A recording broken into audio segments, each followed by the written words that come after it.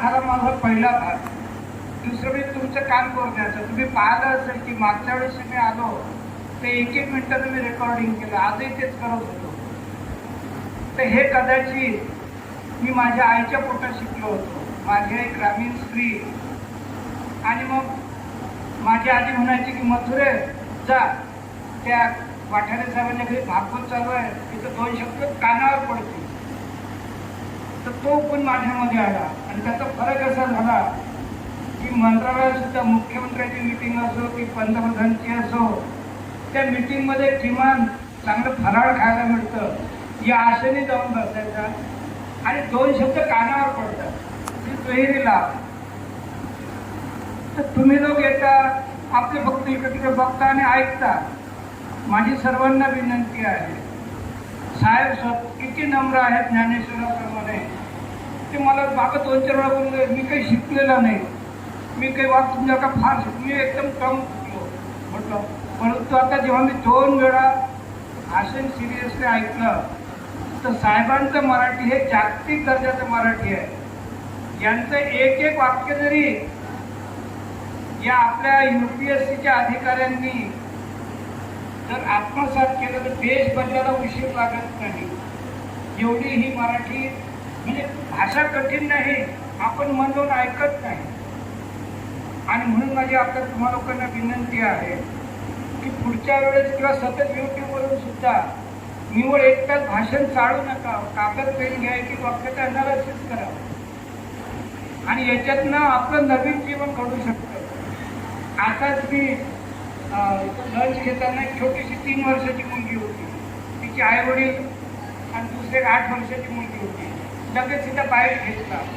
म्हटलं मॅडम आपण या पिढीला आणलं खूप चांगलं केलं, कारण 3 वर्षाची मुलं उठसूट पिझ्झा ते पाठोपाठ पाकिट आणि दुसरीकडे चालूच असतं की त्याच्या अजायनं मोठं हे आहे. तिसरी गोष्ट, समाजसेवा करायला वेळ आणि पैसा लागत नाही. मी साधं रिक्षातनं जरी आलो तर रिक्षाला नंबर घेतो, त्याला साहेबांचा 2-4 क्लिप पाठवतो, नंबर पाठवतो त्यांचा माझा, आणि शेवटी त्याला मंत्र देतो की तुला काही नाही समजलं, कोणाला BP डायबिटीस काही असला वाठारे साहेबांच्याकडे पाठवतो किंवा मला माझा नंबर दे, मी त्यांच्याकडे मार्गदर्शनला घेऊन जाईल. आता ही विद्या काय असतं की साहेब खूप खूप शिकले आहेत, आपल्या डोक्यात जसं जसं जाईल तसं तसं पुढे सांगतील. परंतु ही विद्या एवढी महान आहे की पूर्वी आपल्याला लाज वाटायची, संकोच वाटायचं, पण आता स्टेशनमध्येच बोर्ड चालू असतात 1 लाख रुपयाचं नवीन बाळ आणून देऊ, हे करू ते करू. या विद्यानं नॅचरल डिलिव्हरी, मजबूत बाळ आणि त्या आईला पुढे बाळाचं संगोपन समजतं. तर अशी महान विद्या आहे. आपण लोक भाजी घ्यायला गेला, एखादा भाजीवाली दिसते की त्याची थोडं हे केलं, सुशिक्षित आहे, 10वी-12वी आहे, अगं बाई हा मेसेज तुझ्या थ्रू व्हॉट्सअपवर पाठवून दे. म्हणजे समाजसेवा करायला की प्रत्येक वेळेस स्टेज आणि भाषण हे पाहिजे असं नाही. किंवा तुमच्या ग्रुपमध्ये जरी टाकलं की वाठारे साहेबांचा बजरंग बाप्पाचा नंबर हा आहे, तर लोकांना माहिती मिळेल. तर अशा रीतीनं आपण सतत अभ्यास राहा. आणि यांचे भाषणं जरी मराठीमध्ये असले तरी ती कलेक्टरच्या कमिशनरच्या जागतिक दर्जाची मराठी आहे. प्रत्येक बाबतीत चिंतन करायचे असं का म्हटलेलं आहे. आणि म्हणून मी प्रत्येक वेळेस आलो की नवीन पण थोडासा अर्थ समजतो. तर आपण अभ्यासू राहा, समाजसेवेत राहा आणि ते खरं साहेबांचं योगदान होईल. आज त्याचं मी नंतर कट करेन. आमच्या घरी जरी 2 पावलं आले तर आम्ही टाळतो, बाबा नाही आलं तर बरं. मी तर चक्क लोकांना सांगतो की म्हाताऱ्या लोकांना घरदारच नसतं. प्रत्येकाच्या की माझे 2 फ्लॅट आहेत, ते तुझ्या मुलाचे सुनेचे आहेत, तुमचे प्रायव्हसी त्यांना आता आवडत नाही.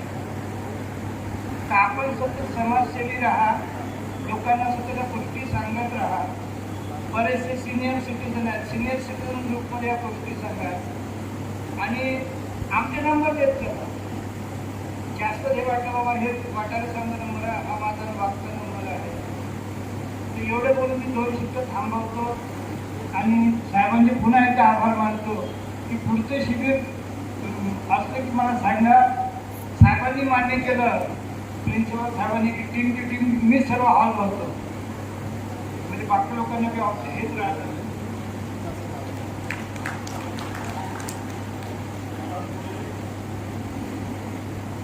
धन्यवाद सर. आपण सांगितलं तुमच्या 30 गोळ्या कमी झाल्या आणि 83चं वजन हे 64 आहे. It's not a joke. हां, तर कुणाला आता बोलायचं असेल तर कृपया मंचावर यायचं आहे. आम्ही मी घेतो रेकॉर्डिंग.